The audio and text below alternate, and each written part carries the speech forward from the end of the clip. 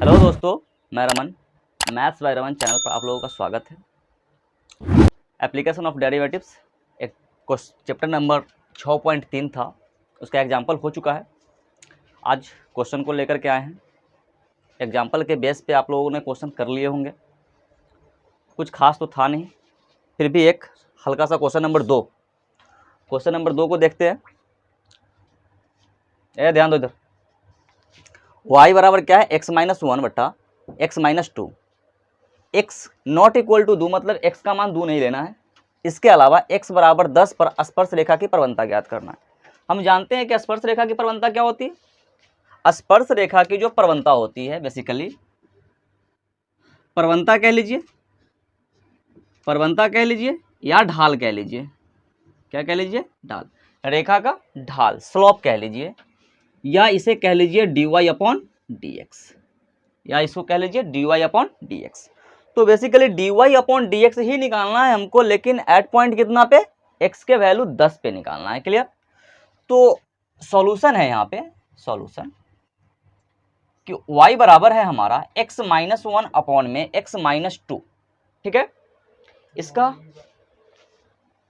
हल्ला नहीं, इसका डिफरेंशिएशन निकालेंगे x के सापेक्ष अवकलन करने पर,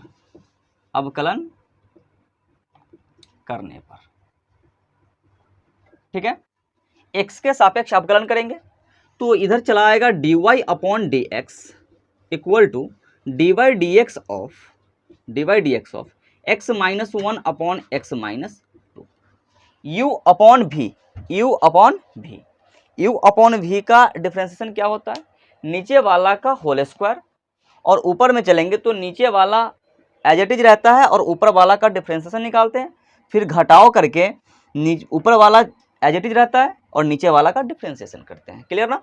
तो यहाँ dy/dx जो है, dy/dx ये क्या बन जाएगा? नीचे वाला का होल स्क्वायर x-2 का होल स्क्वायर। ठीक है, x-2 एज इट इज रहेगा, डिफरेंशिएशन किसका होगा? ऊपर वाला का x-1 का, माइनस x-1 जैसे कि तैसा रहेगा, फिर dy/dx ऑफ नीचे वाला x-2।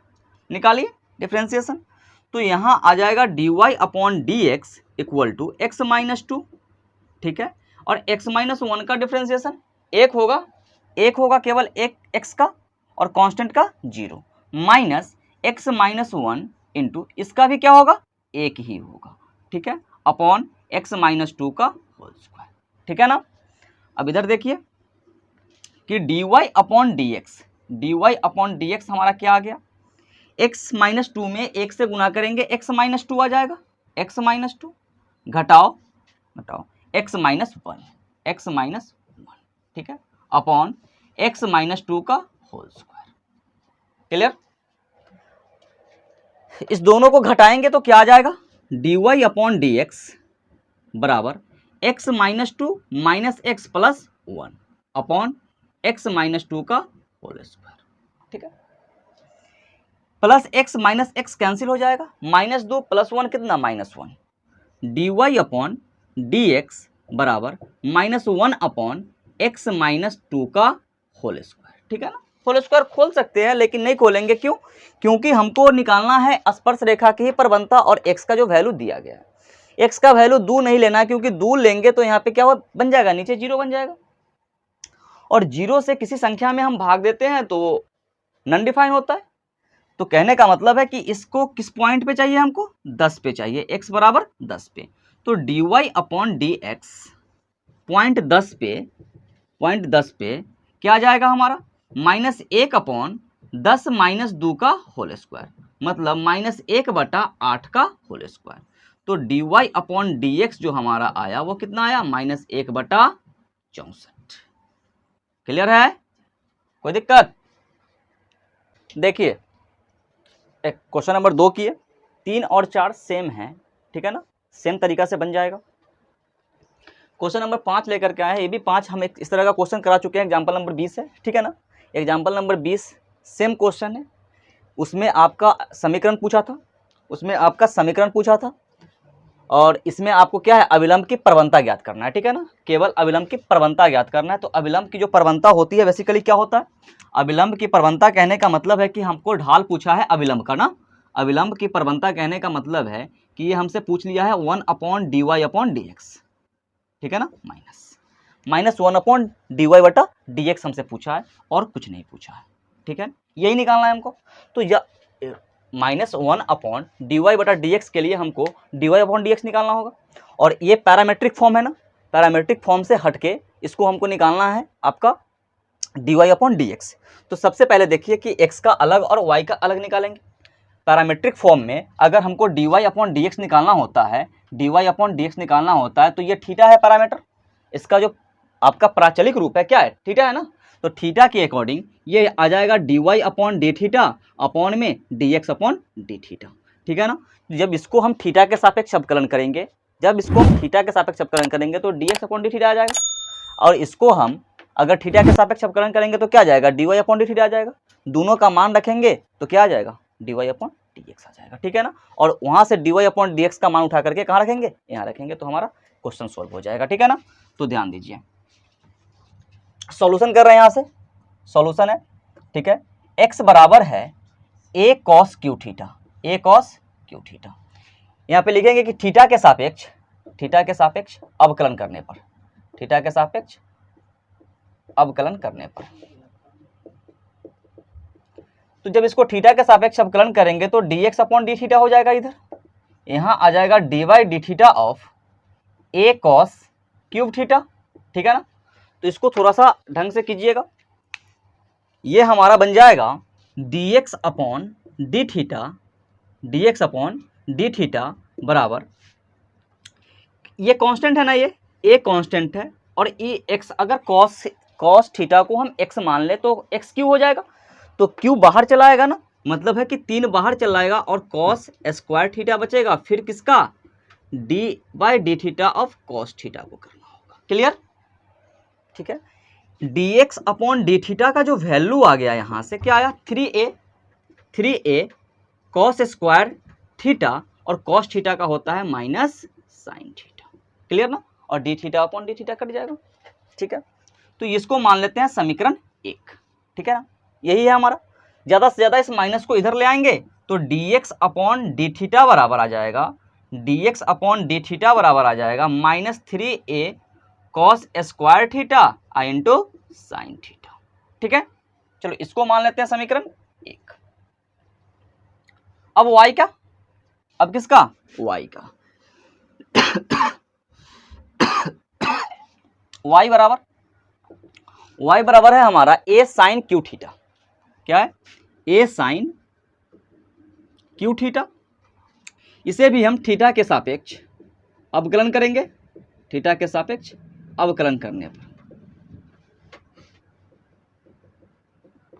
ठीक है।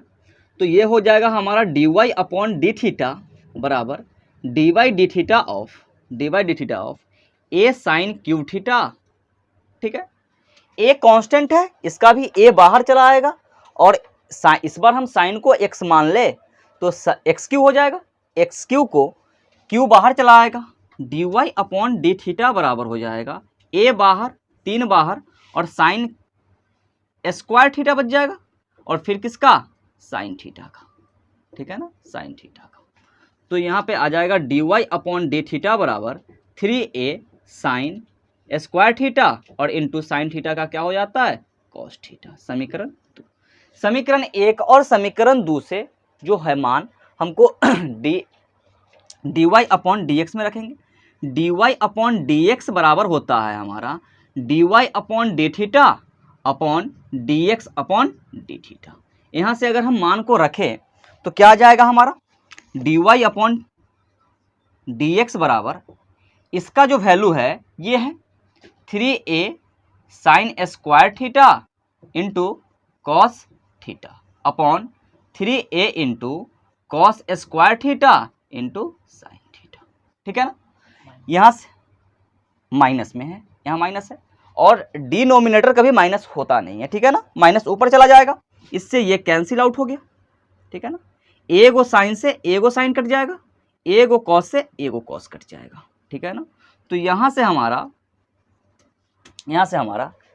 dy अपॉन डी एक्स कितना आ गया, dy अपॉन डी एक्स बराबर आ रहा है माइनस साइन थीटा बटा कॉस थीटा, साइन थीटा बटा कॉस थीटा, ठीक है, साइन थीटा बटा कॉस थीटा।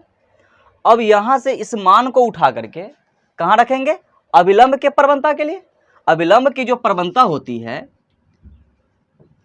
अभिलंब की प्रवणता निकालने से पहले हमको इसको किस पॉइंट पे चाहिए, थीटा इक्वल टू कितना पे, पाई अपॉन 4 पे, पाई बाई 4 पे tan का वैल्यू, ये माइनस tan है ना, साइन बटा कॉस क्या होता है, माइनस का tan होता है। तो dy अपॉन डी एक्स बराबर हो जाएगा हमारा माइनस tan थीटा और थीटा बराबर है पाई बाई 4। तो dy अपॉन डी एक्स आ गया हमारा माइनस tan पाई बाई 4, और tan पाई बाई 4 का वैल्यू क्या होता है, 1 होता है, tan पाई बाई 4 का वैल्यू 1 होता है। इसके अकॉर्डिंग हम अभिलंब की प्रवणता को निकालें तो अभिलंब की जो प्रवणता आएगी हमारा, अभिलंब की प्रवणता बराबर होता है -1 अपॉन डी वाई अपॉन क्या, डी एक्स। तो मान को रख देते हैं, बराबर हो जाएगा -1 बटा -1, माइनस से माइनस कैंसिल, कितना आ रहा है आंसर, 1 आ रहा है आंसर, ठीक है। कोई किसी तरह की दिक्कत इस क्वेश्चन में, इस तरह का क्वेश्चन हमने एग्जाम्पल नंबर 20 करा चुके हैं, ठीक है ना। सेम क्वेश्चन है, उसमें तो समीकरण चाहिए था, इसमें केवल प्रवणता चाहिए, ठीक है ना। कोई दिक्कत, आंसर मिल रहा है ना।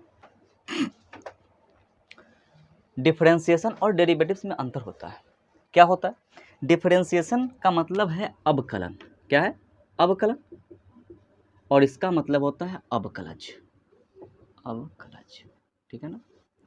डिफरेंशिएशन जो है एक प्रोसेस है, और ये जो है आपका रिजल्ट है, क्या है, रिजल्ट है, ठीक है ना। जैसे किसी भी फलन का जो जिस प्रोसेस से हम अवकलज को प्राप्त करते हैं उसको क्या कहते हैं, डिफरेंशिएशन कहते हैं। जैसे कैलकुलेशन जहाँ तक चल रहा होता है ना, उस प्रोसेस को हम क्या कहते हैं, अवकलन बोलते हैं। और जो बाद में जाकर के D Y upon D X का कुछ ना कुछ मान आता है ना, उसको हम अवकलज बोलते हैं, डेरिवेटिव्स बोलते हैं, ठीक है ना। नहीं बोला जाता है कि डेरिवेशन करना, मतलब विस्तृत रूप में, तो विस्तार करने की जो प्रक्रिया है उसी को डिफरेंशिएशन कहते हैं। कि हाँ, डिफरेंशिएशन का मतलब हमने बताया कि किसी भी चीज़ में परिवर्तन को ही हम क्या बोल देते हैं, डिफरेंशिएशन बोलते हैं। तो परिवर्तन तक पहुंचने के लिए जिस प्रक्रिया से हम परिवर्तन तक पहुंचते हैं ना, उस प्रक्रिया को क्या बोलते हैं, डिफरेंशिएशन बोलते हैं। और जितना हमारे साथ वो परिवर्तन हुआ उसको क्या बोल देते हैं, डेरिवेटिव्स बोल देते हैं, ठीक है ना। तो डेरिवेटिव्स रिजल्ट होता है और अवकलन जो है, डिफरेंशिएशन क्या है, आपका प्रोसेस है, ठीक है ना। कोई कष्ट, ठीक है। तो क्वेश्चन पे आते हैं। क्वेश्चन नंबर 7, अभी हमने क्वेश्चन नंबर 5 को कराया है, और क्वेश्चन नंबर 6 5 के जैसा ही है। एग्जाम्पल नंबर आपका 20 के जैसा, वो भी पैरामीट्रिक फॉर्म में ही। थोड़ा सा इस क्वेश्चन को देखते हैं कि क्वेश्चन क्या कह रहा है कि y बराबर x³ - 3x² - 9x + 7 पर उन बिंदुओं को ज्ञात कीजिए जिन पर स्पर्श रेखा x अक्ष के समानांतर है। इस तरह के क्वेश्चन ढेरों की एग्जाम्पल में, जिन पर स्पर्श रेखा x अक्ष के समानांतर है, ठीक है, x अक्ष के ये समानांतर है, ठीक है ना। तो y अक्ष पर x का मान 0, y अक्ष पे x का मान 0 हो जाता है, ठीक है ना। लिखेंगे यहाँ से, सॉल्यूशन शुरू करते हैं हम। सॉल्यूशन, क्वेश्चन कह रहा है कि स्पर्श रेखा x अक्ष के समानांतर है। स्पर्श रेखा किसके समानांतर है, स्पर्श रेखा जो है वो क्या है, x अक्ष के समानांतर है। किसके, x अक्ष के समानांतर है, ठीक है ना। तो स्पर्श रेखा की जो प्रवणता होगी वही हमारा x अक्ष की प्रवणता होगी। समानांतर है मतलब स्पर्श रेखा की प्रवणता